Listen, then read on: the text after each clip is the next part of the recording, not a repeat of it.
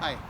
Today, we continue our series that is rooted in the spirituality of the Desert Fathers and Mothers who gave the church a map of the spirit journey that is common to all of us. And it came to be known as the seven deadly sins, seven common afflictions that all of us have to deal with in one form or another, not just once in our life, but throughout our life. And today, we're going to focus on what they called pride, and what I think a better word, more accurate to what they were getting at, is arrogance, the unleashing of one's ego so that it can see nothing else but me, myself, and I. So come and join us, celebrate, and be blessed and listen to Kevin's music as we put together a bit of worship to bring our hearts in tune with our God.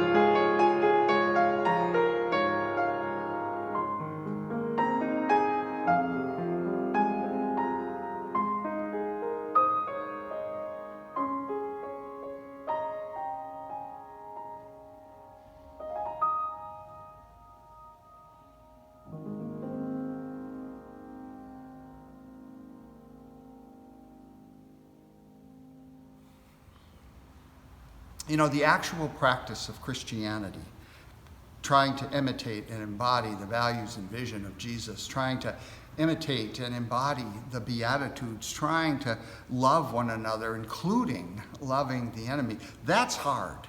That's hard. That's rigorous. That can be exhausting. And none of us ever do it perfectly. None of us. All of us fall down a time or 2 or 10.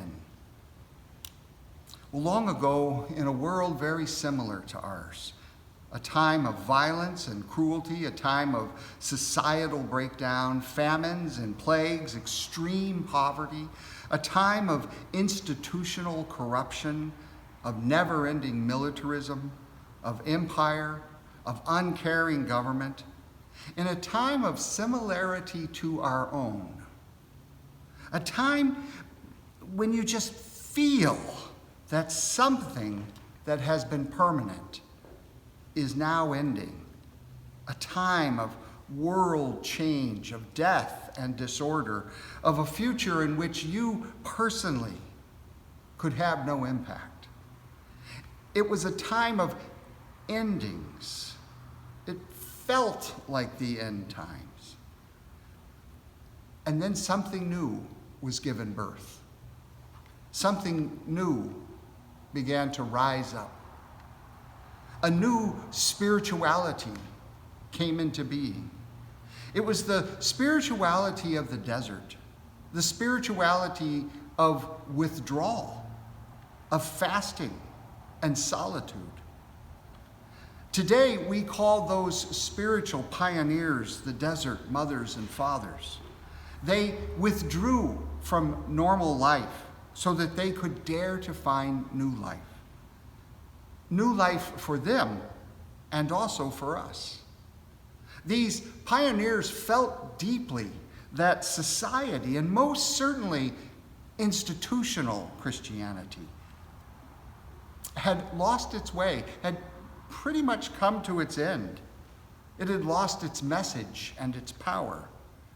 They felt deeply those chilling words from Hebrew scriptures that God was now hidden and that the Word of God had evaporated from the land. And so withdrawing from normal life allowed them time and space to explore the inner world, that which they could control. They became, in my opinion, the first real psychologists. They examined the inner journey of the soul. They discovered ways of prayer and meditation that offered true communion with the source of life. They discovered the simplicity underneath all of the complexities of life. That basically, we need food, we need shelter, we need a few friends, we need a connection with the earth, and we need meaningful purpose in our lives. Having withdrawn from normal life, they became a source of wisdom for those who were still stuck in the grind, stuck in the end times of an empire that was dying. They became a source of hope and guidance. People would pilgrimage out into the desert to simply seek their clarity. And from their wisdom over hundreds of years, so it wasn't quick, it wasn't easy, but the teaching of these 7 deadly sins that we've been talking about emerged. 7 common, everyday afflictions that torment and assault and deform each of us over time. 7 common temptations that manifest in each of our lives. 7 pesky demons that try to turn us away from communion with our source of life. And at the root of these 7 deadlies, they called pride. Not pride in the sense of self-worth, but pride in the sense of self-exaltation. Arrogance is the word we might use today. Arrogance as in the notion that I am superior and you are inferior. Pride in the sense of an unleashed ego, an unmoored ego. Just as we have come to understand the source of life as a triune experience of creator, sustainer, redeemer, so too did Freud in the early 20th century offer us a triune experience of our inner self. Freud thought that the ego was the mediator of all the stimuli that moves in and through our experience. The id is that primal drive rooted in our reptile brain, the fight or flight or freeze brain. It's our unfiltered pre-language instincts. And then there's the superego. And that was our societal tapes and relationships, our mother's voice that we still carry within us, our culture's way of life, its values that we carry, most often unconsciously. The ego attempts to balance our individual iddish survival instincts with the need for social conformity. The ego mediates these powerful currents that, again, we're mostly unconscious of, creating a synthesis, a harmony, a way of peace in our life that allows us to have a balance between freedom and necessity. Now, Freud, of course, didn't get everything right. A cigar is just a cigar. But I think he was truly helpful in helping us understand ourselves. Arrogance, as the desert mothers and fathers taught, was the unleashing of the ego from its role as a mediator. It's when the ego attempts to be all in all. It denies the need to acknowledge one's inner reptile, those primal, wild instincts of fight, flight, freeze, as well as one's societal dependency, our need for each other, our need for tradition, our need for roots, our need to be seen in the eye of another. In our sacred story today, we hear a teaching about the unleashing of one's ego from its role as a mediator. So I'm going to read from the Gospel of Luke, chapter 18, where it says, Jesus told his next story to some who were complacently pleased with themselves over their moral performance and looked down their noses at the common people. 2 men went up to the temple to pray, one a Pharisee, the other a taxman.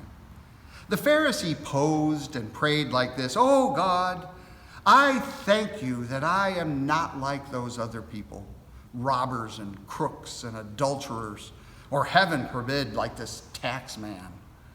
I fast twice a week and I tithe all of my income." Meanwhile, the taxman slummed in the shadows, his face in his hands, not even daring to look up. God, give mercy. Forgive me, a sinner. Jesus commented, this taxman, not the other, went home made right with God. If you walk around with your nose in the air, you're going to end up flat on your face. But if you're content to be simply yourself, you will become more than yourself. The teaching, Jesus says, is this: it's not the righteous who receive blessing. They have a blessing already that's been given to them simply by being righteous in their willingness to give 10% and in their personal connection with the poor. Rather, God is the one who hears the breaking of the heart. And no matter whose heart it is, There, in the moment of need, God is. And God is willing to bless and to give second and third and 10th chances. The unleashed ego is deadly because it can no longer see anything other than itself. An unleashed ego has convinced itself that it's the star of the show, and everyone else and everything on the stage is there for its own benefit, my own benefit. That which isn't there, whether person or thing, they're irrelevant. They can be discarded, deleted, thrown out. Nothing and no one has importance other than that of serving and enhancing the star. Now here's the kicker. We want the deadly sin of arrogance to actually be about others, not ourselves. And yet these are common afflictions. We all have the deadly sin of arrogance. We want to scapegoat and condemn the obvious, the Donald Trumps of the world. But you might notice something about these deadly sins. Arrogance and envy and gluttony and lust and acedia and greed and anger. All of them affect all of us. We all wrestle with them. You notice that the Desert Fathers weren't saying that murder and mayhem and robbery and brutality were common sins. They were looking at that which is in our souls, that come up from within us, all of us, in various degrees. And they put this list together so that we might wrestle with these afflictions in their infancy, not allow them to grow into their terrible maturity. An unleashed ego, which is no longer attached to its moorings, no longer attached to its mediating foundation, causes great damage in the lives of oneself and of others. And although we can look at the Donald Trumps of the world and we can begin to say, I'm obviously not that, here's where it starts. The spouse who is always right. The one who constantly critiques things are never good enough. The silver-tongued who always tells you exactly what you want to hear, and then tells you, and then tells you, and then tells you what you want to hear. The one who's always scanning the crowd, but never looking at you. The one who puts you on hold because there's obviously a more important call coming in. The one who's always late and expects the group to catch them up on what they missed. The one who never listens because they have something better to say.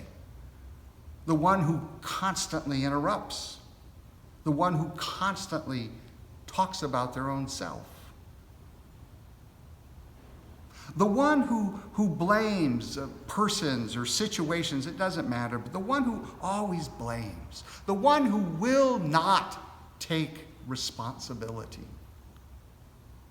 Or, on the whole other end, the one who has seemingly no confidence at all, the one who's become a mouse or a doormat, a poor, pitiful me, an ain't it awful personality who egors their way through life, drawing in others, manipulating others to meet their needs. Arrogance is that which refuses to receive grace, refuses to accept one's own limitations, refuses really to simply be who they are.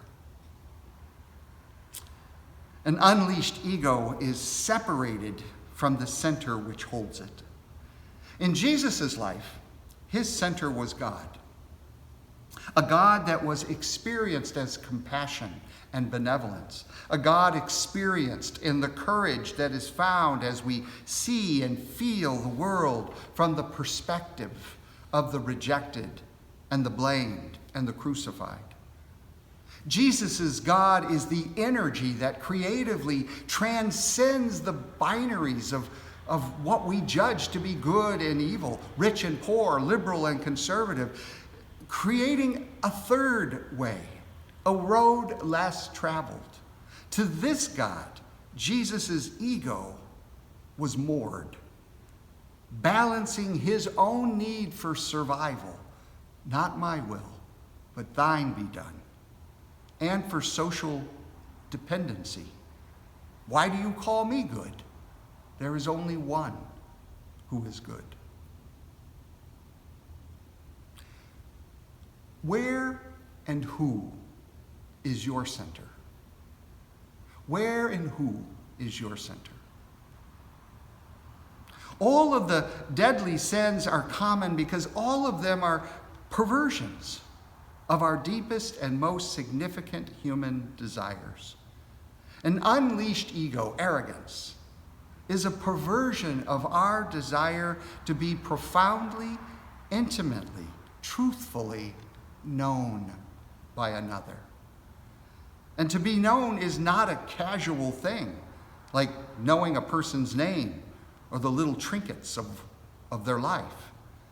Biblically, to be known is the same as to be known sexually.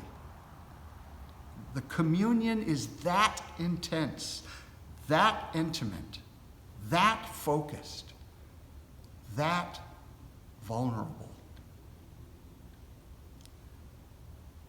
To know where and who our center truly is requires from us effort.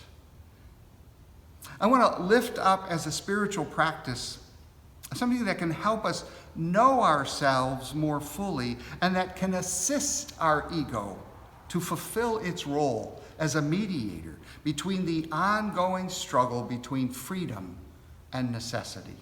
I want to lift up the practice of intentional, conscious solitude. Solitude, as Richard Foster says, frees us from the panicked, hyper need for acclaim and approval. We human beings primarily learn through imitation. But the downside of that is that we're often stunted in our development, both by our need for the approving eyes of the other, but also, especially in the age of screens, by the sheer amount of bad examples that others, particularly those with unleashed egos, offer us from cradle to grave. I mean, it's no big mystery why, in an age of celebrities and constant screens, that entire generation or more is afflicted with this obsession with selfies. Solitude, like that done by the early desert mothers and fathers, is a withdrawal from the eyes and examples of others. It's a withdrawal so that a person might create time and space to simply, profoundly, be intentionally under the gaze of one's own self and under the gaze of God. Solitude isn't a practice of hiding, it's a practice of seeking and finding. It's the practice of listening to your life, to the id, the fight or flight or freeze, and to the necessity of all those tapes that have made you what you are today. It's observing your own thoughts, reviewing your own life journey, sitting in silence with your own emptiness. And no one can fill up that which is lacking in your life. Only you can sit in your emptiness. It's the intentional quest to be heard from your heart. An intentional quest to hear a voice that's not coming from your own mouth, nor your own scripted thoughts. Intentional. That means something that is focused, something that requires effort. Solitude is a withdrawal from screens, from news, from entertainments. With intention, you separate from others, you separate from routine, you separate from responsibilities, you shut down, you take a time out. You, if possible, go away. You focus on communion with the watcher who is inside you. That presence that you feel, that is your true self, your real self, and dare I say it, your divine self.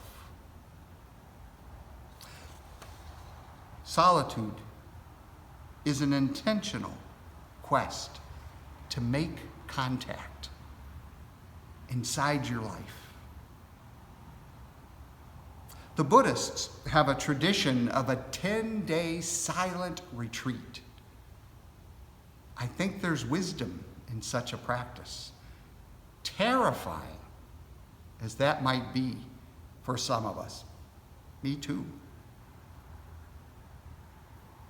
An unmoored, unleashed ego isolates because there's no room available to share.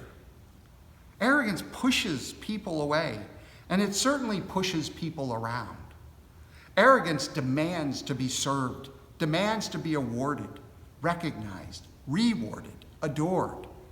Arrogance is insatiable in its need to be the center from which all else circles.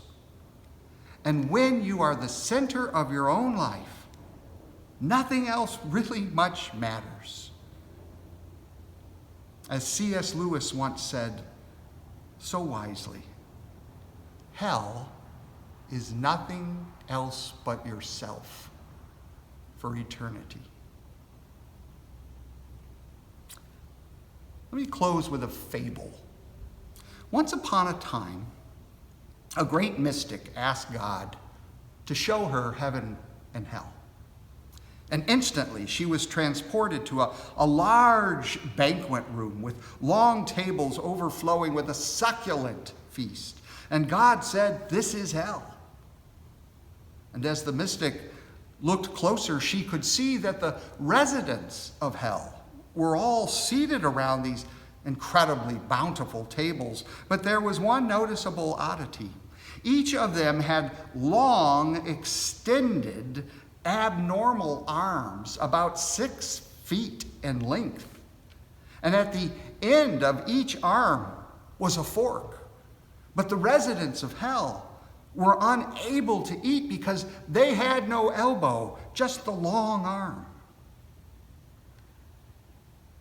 And even though the feast was right there before their eyes, they could not feast because no one could put their fork into their mouth. And the sounds of hell were agonizing and horrible, full of weeping and gnashing of teeth.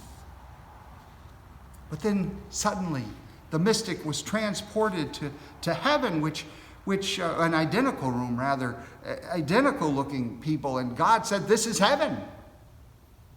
And again, all of them had 6-foot arms with no elbow. But the sounds were so different. They were full of laughter and singing and storytelling and merriment. For they had found that their elbow-less arms were not a disadvantage. Each person simply loaded their own fork and reached out across the table to feed each other. Those with ears to hear, let them hear what the Spirit is saying. Amen.